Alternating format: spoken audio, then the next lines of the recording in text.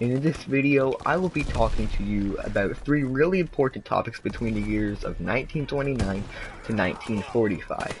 But before we get into the video, I would really appreciate if you scroll down and smash both the subscribe and the like button. It helps me out and I really appreciate it a lot. So with that out of the way, let's get into the video. So our first topic of the video will be on German concentration camps. So, what were the causes of the concentration camps?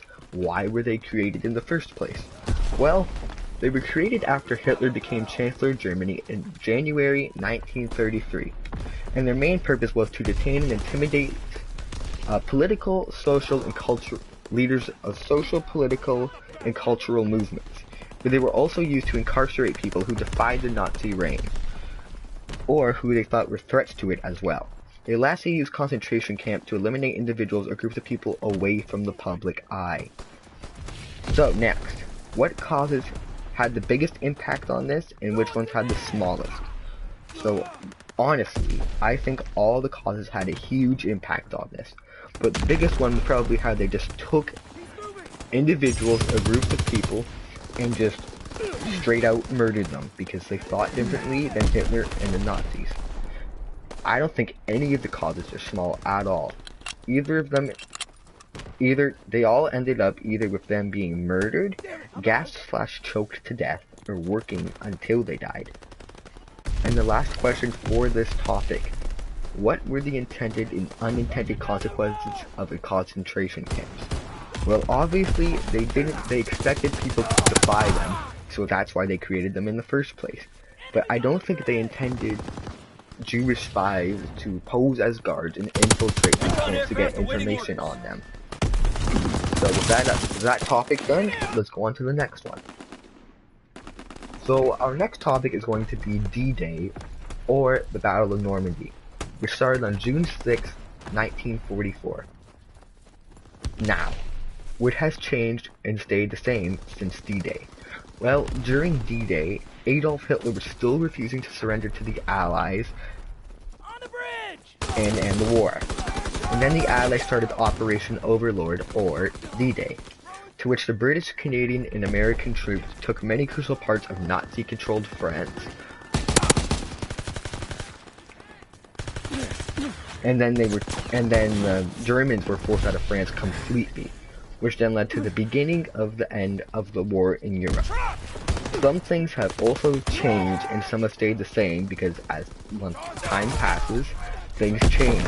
So that is why over time all the destruction was rebuilt and the war ended. And who benefited from these changes? Well, all the Allies definitely benefited from these changes because Germany was forced out of all parts of Western Europe, but they obviously didn't benefit from any of these because they were forced out of France, they lost the Battle of Normandy, and in the end, Hitler committed suicide and Germany eventually surrendered.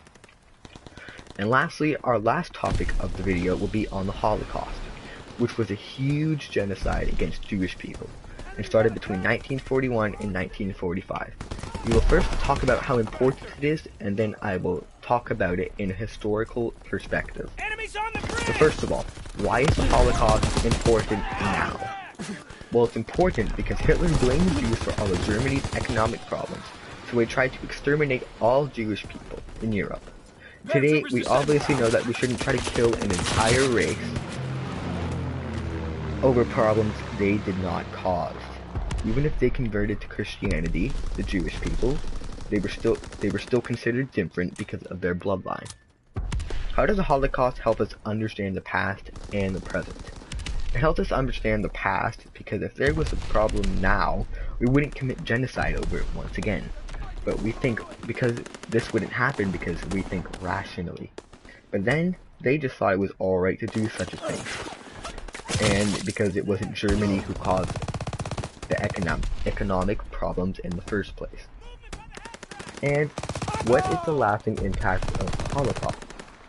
Well, it is all memories of World War II and the Holocaust and how horrible it was. Now, we are almost done here, guys. I'm going to talk about it now in a historical perspective.